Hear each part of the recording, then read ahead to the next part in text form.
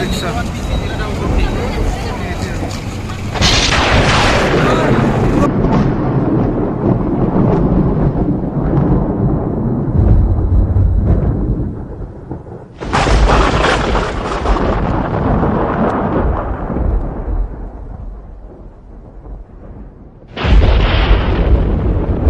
जोंनि बर' सुबुङा आसामाव बुथारजायो गुबुन रायजोआव बुथारजायो गोबां जाथाय जागासिनो दङ। बेबायदिनो मोनसे जाथाया सोराङाव फैदों। सासे गबिन गयारी मुंनि सुबुंखौ बुथारदों होननानै रायजोफोरा सन्देह खालामदों। गबिन गयारीनि रायजोफोरा सन्देह खालामदों। खुलुमबाय, नोंथांमोनखौ बयखौबो बरायबाय। दिनै जोङो मोनसेल' टपिक, बे टपिकआनो जाहैबाय गबिन गयारी, जायबा धेमाजि डिस्ट्रिक्टनि सिङाव थानाय 2 नं रामपुर गामिनि थागिबि। आरो गबिन गयारीया सासे गथ'नि बिफा, अदेबानि जुलि जाखानायमोन। दा बे गबिन गयारीखौ सोर बुथारखो, सोर मानि थाखाय बुथारखो, बेखौ दासिमाव रोखा खालामथ'नाय जायाखै। नाथाय गबिन गयारीनि गामिनि रायजोफोरा बुंनाय बायदिब्ला गबिन गयारीखौ गबिन गयारीनि लोगोफ्रानो बुथारदों होननानै सन्देह खालामदों। अदेबानि गबिन गयारीखौ बुथारदों होननानै रायजोफोरा सन्देह खालामनायजों लोगोसे आरो बेखौ जायबा बुथारदों बेनि सायाव गोख्रों नायबिजिरनाय जानांगौ होननानै पुलिसनिसिम दाबि खालामदों। गबिन गयारीखौ डिमौ, धेमाजि डिस्ट्रिक्टनि सिला फोथारनि सिङाव थानाय डिमौनि साखाथियावनो थानाय गंसे राजा लामायाव बुथारनानै गारना दोनदों। गोबां दुखुनांथाव आरो खास्रि बिस्रि जाथाय। दा जियानो जादोला लोगोफोर सांग्राङै थाबानो जाबाय। नोंथांमोना लोगोफोरजों लोगो जायोब्लाबो, गुबुन जायगाफोराव थायोब्लाबो, सोरजोंबा लोगो जायोब्लाबो एसे सांग्राङै थाबानो जाबाय। दा गोबां साननो गोनां, जोंनि बे आसामावबो बर'फोरा बुथारजायो, गुबुन रायजोआवबो दम होजायो, हुमखि होजायो। गोबां साननो गोनां बाथ्रा। जोंनि दाखालि बावैसो मोनसे जाथाय जालांबाय, जायबा एसआइ जुनमुनि राभा। बे एसआइ जुनमुनि राभाखौबो सोर बुथारदों, मानि थाखाय बुथारदों, बेखौ दासिमाव रोखा खालामथ'नाय जायाखै। दा बे जाथायनि सायाव सिबिआइ नायबिजिरगासिनो दङ।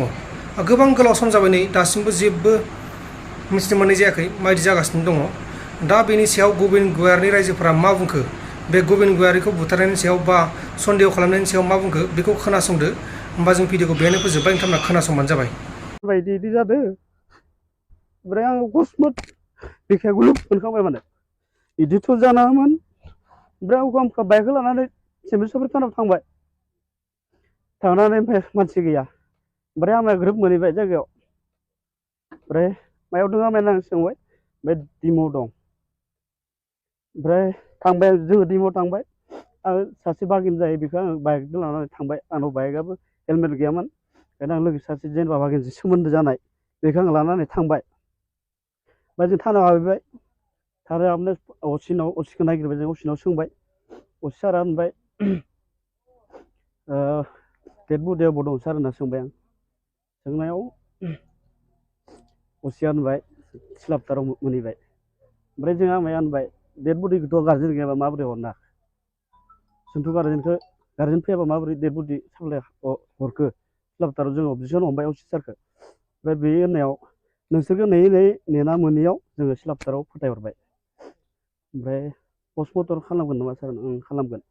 जायखिजाया नोंसोरो थांग्रोदो सिलापथाराव, ओमफ्राय जों जायखिजाया रिपर्टखौ लिरनानै जों फोथायहरगोन। ओमफ्राय जोंबो बेनिखायनो जोंबो जेनेबा गारिजों बायदि मानसिया बुथारदो बायदि, बेखौथ' दा सोरबायदि मानसिया बुथारदो, दा डाइरेक्टलिथ' जों बोरै बुंनो हागौमोन ना होनबा। जोंनि सायावबा हय लोगोफोरानो हय जेनेबा सोरबा माने माबा मोनसे माबाया गाज्रि माबा मोननानै बेखौ सोरनिबा माबा बाथ्रा सोरनिबा माबा मोनसे लानानै बेखौ रडफोरजों माबा मोनसे बुदो बिदि सोंबाय जों, माने खर' मोखां बुनायजों एसे माबा मोनदों आरो बेखौ दै। दा बेनिखायनो जोङो माने जिखुनु जोंनि बर' समाजाव किसुमान आफादफोरबो दं। बेनिखायनो जों किसुमान आफादफोरखौ जोङो लानानै जों थार बिजिरनायखौ नागिरगोन। मानो होनबा बर' समाजाव जुदि बिदि खना खनला अबेबा जायगा जुदि बिदि सोरजोंबा बुथारजानाय बा अबेबा खनायाव थैखोमाना थायोबाथ' जोबोद दुखुनांथाव।